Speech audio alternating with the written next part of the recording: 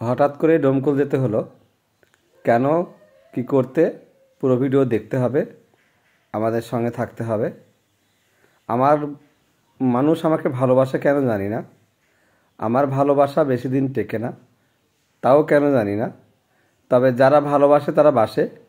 এই ভালোবাসার কারণেই অনেকের হিংসে হয়, অনেকের কষ্ট হয়, আমাকে কেন ভালোবাসে এইভাবে। চলে এসেছি ডোমকলে আপার বাড়িতে, দুই ভাই বোন আমরা ছোট ভাই বোন বড় আপার বাড়িতে এসেছি। আমাদের থেকে বড়, কিন্তু উনিও ভাই বোনের মধ্যে ছোট। আপা মিষ্টি নিয়ে এসছে, মিষ্টিগুলো প্যাকেট থেকে ঢেলে বাটিতে রাখতে হবে গুনে গুনে। আর আপা রেডি করেছে খাবার, আপনারা দেখতে থাকুন পুরো খাবারটা।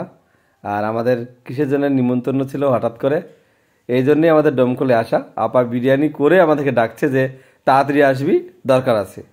তাই চলে এসেছি আমরা। কিন্তু আপার বাড়িতে আপার হঠাৎ এরকম সারপ্রাইজ দেখে আমরা একটু অবাকই হয়েছি।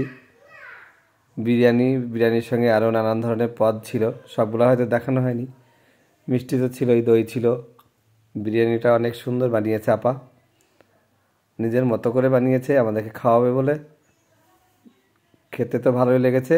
আপনাদের আমাদের আজকের ভিডিওটা কেমন লেগেছে সেটা জানাবেন কমেন্টসে। আর আমার আপার পরিবেশনটা কেমন হয়েছে সেটাও জানাবেন। ছোট আপার ছেলে ঈশান, আমরা সবাই একসঙ্গে খেতে বসছি। দুলাভাইয়ের খাওয়া আগে হয়ে গেছে, কেন উনি হচ্ছে একটু পেটুক মানুষ, আগেই ছোট বোন। সব কিছু মিলিয়ে আজকের দুপুরের খাবারটা অনেক সুন্দর হয়েছে, আনন্দ করে খেলাম। জানি না ভাগ্যে কি আছে, আজকের রুজির পর আর এক রুজি কবে আবার আপার বাড়িতে আছে। যেন সব কিছুরই মালিক একজন। তাই বাড়িতে খাবার না খেয়েই চলে আসতে হয়েছে, রান্না হয়ে গেছিলো। তাও বাড়ি থেকে বেরিয়েছি 1টার পরে, এসে পৌঁছলাম। আমাদের ভালোবাসা অটুট থাকুক। আমরা ডোমকলে খাওয়া দাওয়া করে একটুখানি ঘুরতে বেরিয়েছিলাম 4 ভাই বোন।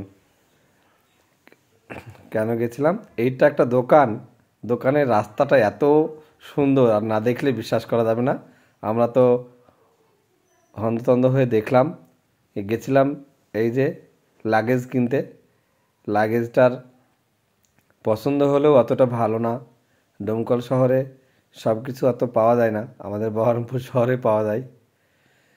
সব মার্কেট ঘুরে এসে দেখছি আবার আপা রেডি করে ফেলছে সন্ধ্যার টিফিন, মুড়ির সঙ্গে চপ।